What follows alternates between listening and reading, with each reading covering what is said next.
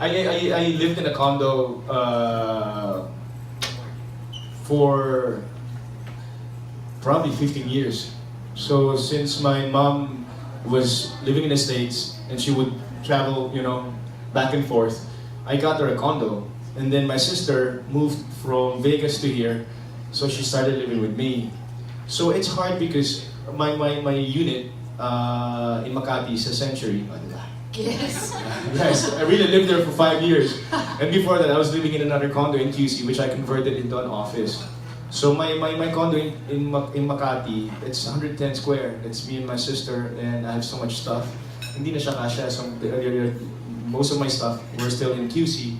And then my mom, when she was turning 70 last year, parang she was saying in passing na, I want to live in a house na. I'm not getting any younger, I want, to be with people. So my sister and I decided to, build a house for her. So now, at 40, when I turned 40, I moved in with my mom in a house. So kami ng tatlo ng sister ko, my mom, my sister, and Inigo. So we just moved, we built back the house. It took us 18 months, almost 2 years. They had to wait, so it's just been not even 3 months. So we're still moving stuff. For the first time for me to live in a house after a long time because I lived alone since the time I moved back here. So ngayon lang talaga ako tumira sa bahay. Is there one item that you inherited, maybe that goes with you wherever you move? I'm a very practical person. Since I lived in a condo, I had a very small space. So all the things that I didn't need na pwedeng itapon, tinatapon ko na. What breaks my heart, yung mga kaninang sinabi ko, like a hard drive that I kept all my files from the start of digital age, yung early 2000s until of recent, 80,000 videos and photos that I lost.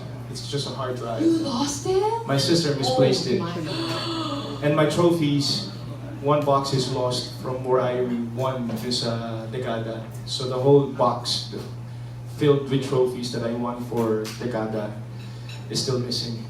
So it's Did heartbreaking. your sister lose that too? Well, she's the one who's moving boxes. Oh, she may not be a mover driver. No. So but if there's anything essential or anything material that I take with me, mga libro. I collect books. I love reading books and giving away books. I have so many books. Pag may nagusto ko noon, bibili ako ng Bible, tapos minamimigay ko. So, ang dami kong libro sa bahay. Ang dami ko rin Bible sa bahay. Anong klase? Wow. Usually, ngayon, I'm into the art of acting or something. The art of character. So, I bought from Amazon sa States pa. Then, my sister brought it with her. So, yung mga libro talaga. Hindi iba-ibang libro.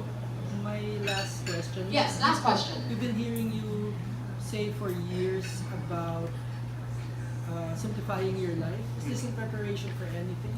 I've always been practical. I'm always for simplifying everything. That's why for me, it's easy to live a life like this because hindi ko na siya pinapa-complicate by adding things that are not essential. So simplifying meaning, I don't do things that would just, dampen my schedule or would, bring me down. So I just don't bother, thinking negative thoughts or doing stuff na hindi naman maganda. I don't know if that makes sense, but it's just one way of simplifying life. Thanks. All right. Thank you so much, Piolo. Thank you, sir.